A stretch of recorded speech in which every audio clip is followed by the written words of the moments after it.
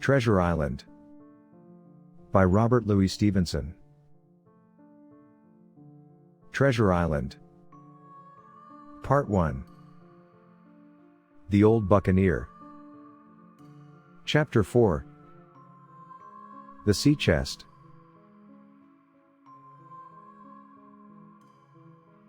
I lost no time, of course, in telling my mother all that I knew, and perhaps should have told her long before, and we saw ourselves at once in a difficult and dangerous position.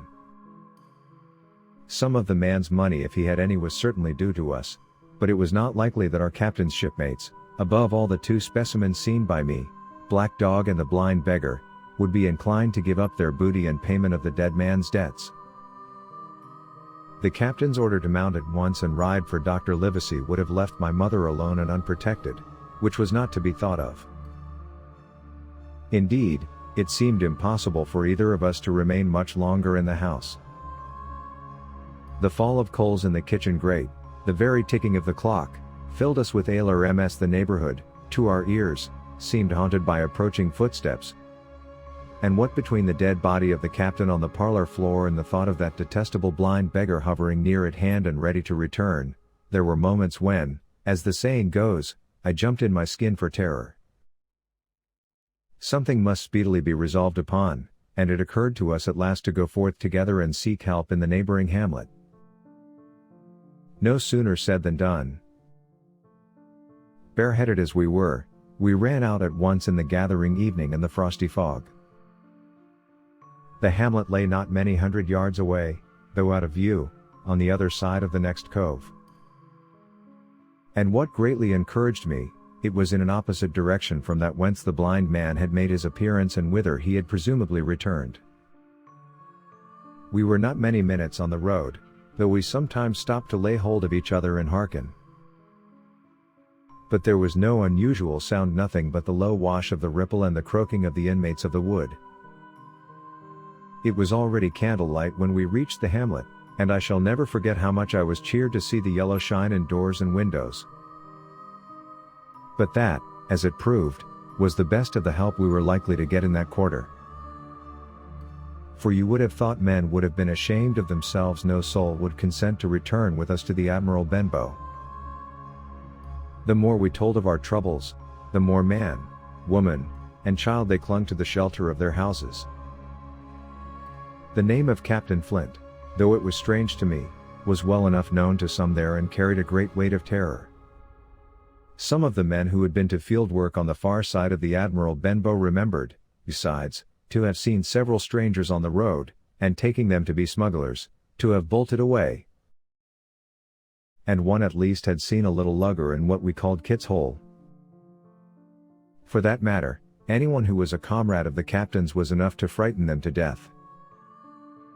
And the short and the long of the matter was, that while we could get several who were willing enough to ride to Dr. Livesey's, which lay in another direction, not one would help us to defend the inn.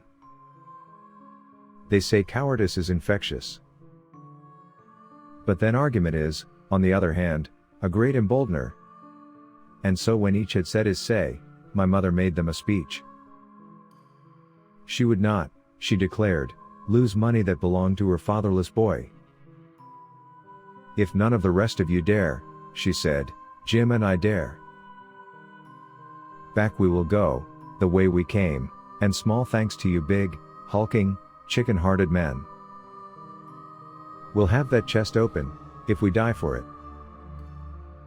And I'll thank you for that bag, Mrs. Crossley, to bring back our lawful money in.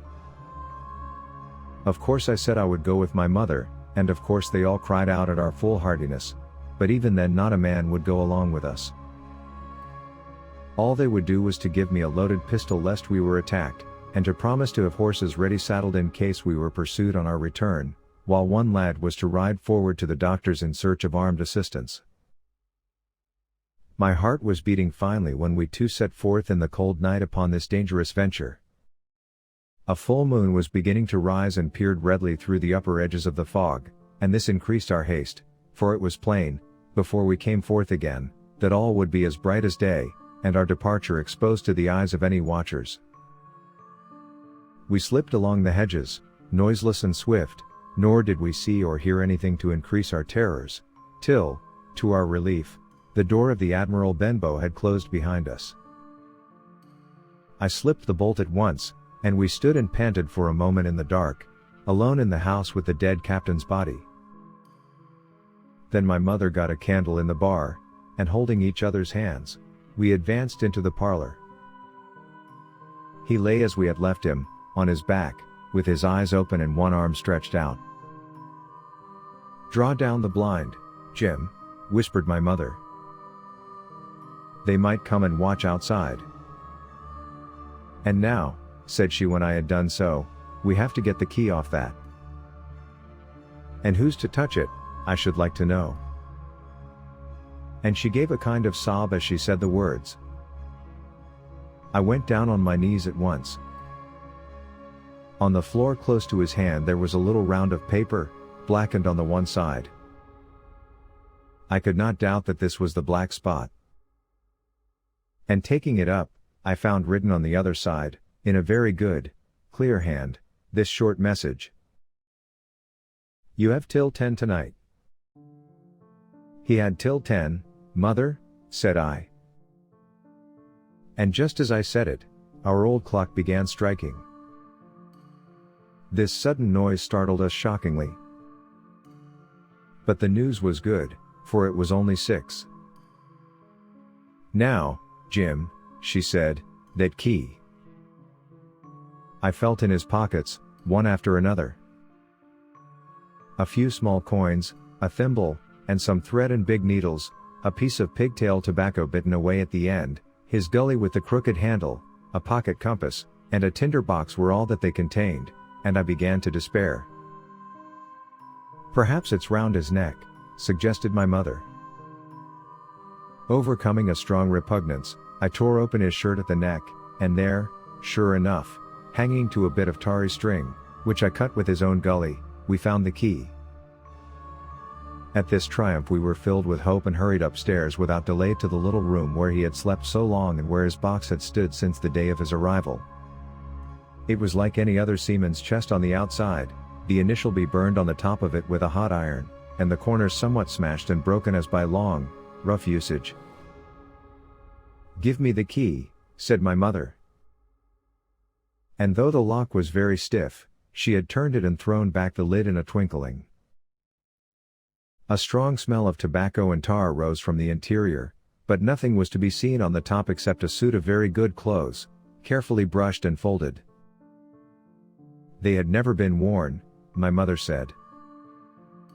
Under that, the miscellany began: a quadrant, a tin cannikin, several sticks of tobacco, 2 brace of very handsome pistols, a piece of bar silver, an old Spanish watch and some other trinkets of little value and mostly of foreign make, a pair of compasses mounted with brass, and 5 or 6 curious West Indian shells. I have often wondered since why he should have carried about these shells with him in his wandering, guilty, and hunted life. In the meantime, we had found nothing of any value but the silver and the trinkets, and neither of these were in our way. Underneath there was an old boat cloak, whitened with sea salt on many a harbor bar. My mother pulled it up with impatience, and there lay before us, the last things in the chest, a bundle tied up in oilcloth, and looking like papers, and a canvas bag that gave forth, at a touch, the jingle of gold. "I'll show these rogues that I'm an honest woman," said my mother. "I'll have my dues, and not a farthing over. Hold Mrs. Crossley's bag." And she began to count over the amount of the captain's score from the sailor's bag into the one that I was holding. It was a long, difficult business, for the coins were of all countries and sizes, doubloons, and louis d'ors, and guineas, and pieces of 8, and I know not what besides, all shaken together at random. The guineas, too, were about the scarcest, and it was with these only that my mother knew how to make her count. When we were about halfway through, I suddenly put my hand upon her arm, for I had heard in the silent frosty air a sound that brought my heart into my mouth, the tap-tapping of the blind man's stick upon the frozen road. It drew nearer and nearer, while we sat holding our breath. Then it struck sharp on the inn door, and then we could hear the handle being turned and the bolt rattling as the wretched being tried to enter. And then there was a long time of silence both within and without. At last the tapping recommenced, and, to our indescribable joy and gratitude, died slowly away again until it ceased to be heard.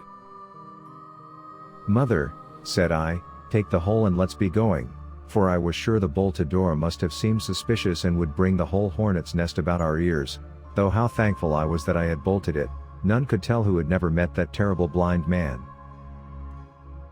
But my mother, frightened as she was, would not consent to take a fraction more than was due to her and was obstinately unwilling to be content with less. It was not yet 7, she said, by a long way. She knew her rights and she would have them. And she was still arguing with me when a little low whistle sounded a good way off upon the hill. That was enough, and more than enough, for both of us. "I'll take what I have," she said, jumping to her feet. "And I'll take this to square the count," said I, picking up the oilskin packet. Next moment we were both groping downstairs, leaving the candle by the empty chest. And the next we had opened the door and were in full retreat. We had not started a moment too soon.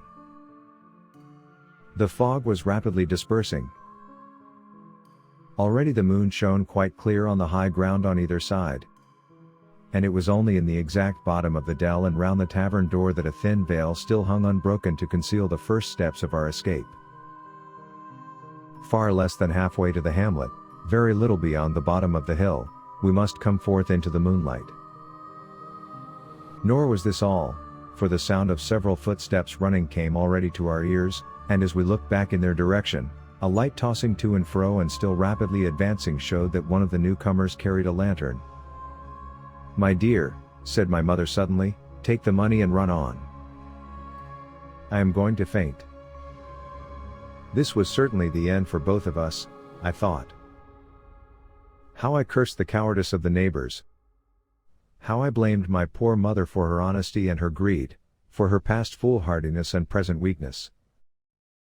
We were just at the little bridge, by good fortune, and I helped her, tottering as she was, to the edge of the bank, where, sure enough, she gave a sigh and fell on my shoulder. I do not know how I found the strength to do it at all, and I am afraid it was roughly done, but I managed to drag her down the bank and a little way under the arch. Farther I could not move her, for the bridge was too low to let me do more than crawl below it. So there we had to stay, my mother almost entirely exposed and both of us within earshot of the inn. Treasure Island. Part 1. End of Chapter 4. The Sea Chest.